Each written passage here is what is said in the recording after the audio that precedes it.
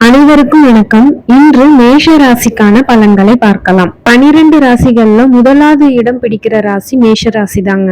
என்னதான் 12 ராசிகள்ல முதலாவது இடத்தை பிடிச்சிருந்தாலுமே வீட்டுல அவங்க கடைக்குட்டி சிங்கமா தாங்க இருப்பாங்க. ஆண் குழந்தையா இருந்தாலும் சரி, பெண் குழந்தையா இருந்தாலும் சரி, அவங்க கடைசியா பிறந்தவங்களா தான் இருப்பாங்க.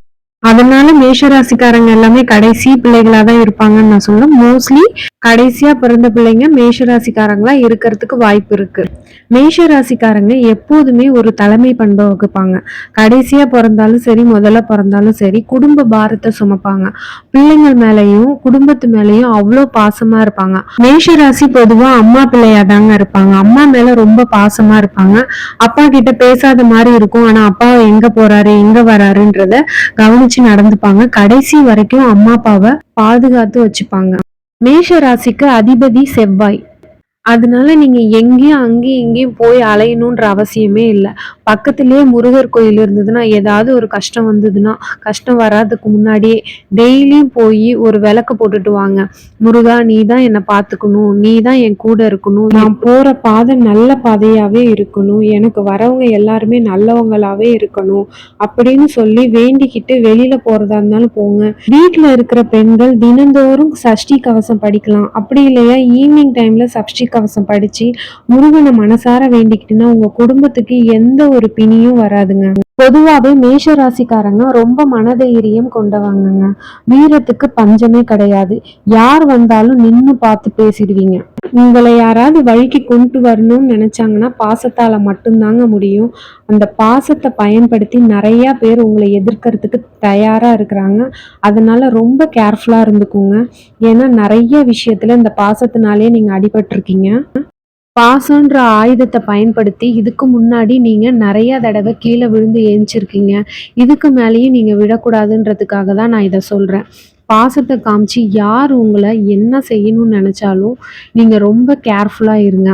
யாருக்கும் இந்த கையெழுத்து போட்டு கொடுக்கறது, ஜாமீன் கையெழுத்து போடுறது, வட்டிக்கு பணம் வாங்கி கொடுக்கறது, இந்த மாதிரி பாசமா பேசுவாங்க. ரொம்ப கவலைப்பட்டு பேசுவாங்க. ஏன்னா இலகுன மனசு உங்களுக்கு. கண்டிப்பா நீங்க விழுந்துருவீங்க. ஏன்னா நீங்க ரொம்ப கஷ்டப்பட்டு படிப்படியா முன்னேறி வந்தவங்க தான். உங்களுக்கு ஏற்கனவே தகப்பன் சொத்து, தாத்தா சொத்து, இந்த மாதிரி பூர்வீக சொத்துலாம் எதுவும் கிடையாது. ஒவ்வொரு செங்கலா அடுக்கி வச்சு முன்னேறி வந்தவங்களா தான் இருப்பாங்க இந்த மேஷராசிக்காரங்க. ஒவ்வொரு காசையும் ஒவ்வொரு ரூபாவையும் பார்த்து பார்த்து செலவு பண்ணுங்க. உங்களோட நன்மைக்காக தான் சொல்றேன். இப்ப படிச்சுட்டு இருக்கிற பசங்களா இருந்தாலும் சரி, படிச்சு முடிச்சு நல்ல வேலைக்கு போய் செட்டில் ஆன பசங்களா இருந்தாலும் சரி, கேர்ள்ஸா இருந்தாலும் சரி, பாய்ஸா இருந்தாலும் சரி, இந்த பதிவு மேஷ ராசிக்காரங்களுக்கு பொருந்தும். ஏன்னா ரொம்பவுமே கஷ்டப்பட்டு தான் முன்னேறி வந்திருப்பாங்க. இப்போ படிச்சுட்டு இருக்கிற பசங்களும் ரொம்ப கஷ்டப்பட்டு தான் படிச்சுட்டு இருப்பாங்க. ஆனா டாப்பரா இருப்பாங்க. எல்லா விஷயமும் டக்கு டக்குன்னு புரிஞ்சுக்கிறவங்களாவும் இருப்பாங்க. நல்ல பக்குவப்பட்ட பசங்களாவும் இருப்பாங்க. இந்த குரு பயிற்சியும் சரி, ராகு கேது பயிற்சியும் சரி, உங்களுக்கு நன்மைகளை மட்டும்தாங்க தரப்போகுது. எப்போதுமே நீங்க ஒரு விழிப்புணர்வோட இருக்கக்கூடியவங்க தான். அதனால இது உங்களை எதுவும் பண்ணாதுங்க. பெண்களா இருந்தா காசிப்ஸ் பேசுறத கொஞ்சம் நிறுத்திக்கோங்க. ஏன்னா அதனால கொஞ்சம் பிரச்சனை வரலாம். ஆண்களுக்கும் அதேதான். மேஷ ராசிக்கு செலவுகள் அதிகரிக்க தாங்க போகுது. அதை நீங்க என்ன பண்றீங்க, சுப செலவா மாத்துங்க. உங்க பசங்களுக்கு கல்யாணம் பண்ணுங்க, வீடு கட்டுங்க. வீடு கட்ட முடியலன்னா இடத்த வாங்கி போடுங்க. இந்த மாதிரி சுப செலவா மாத்திடுங்க. ரொம்ப நாளா குழந்தை இல்லைன்னு புலம்பிட்டு இருப்பீங்க. அவங்களுக்கு எல்லாருக்குமே இப்ப குழந்தை பாக்கியம் உண்டாக போகுதுங்க. முக்கியமா 12th முடிச்ச மாணவர் மாணவிகளுக்கு மெரிட்லயே சீட் கிடைச்சிரும். கண்டிப்பா இந்நேரத்துக்கு உங்களுக்கு சீட்டு கிடைச்சிருக்கும். ஏன்னா நீங்க நல்ல மார்க் தான் எடுத்திருப்பீங்க. சில பேருக்கு ரொம்ப நாளா திருமணம் ஆகாம தடைப்பட்டு போயிருந்திருக்கும். அவங்க எல்லாருக்குமே இனிமேல் திருமணம் நடந்து நல்ல நிலைமைக்கு வர போறீங்க. பிள்ளைங்கள்லாம் நல்ல நிலைமைக்கு வரத நீங்க கண்கூடா பார்க்க போறீங்க.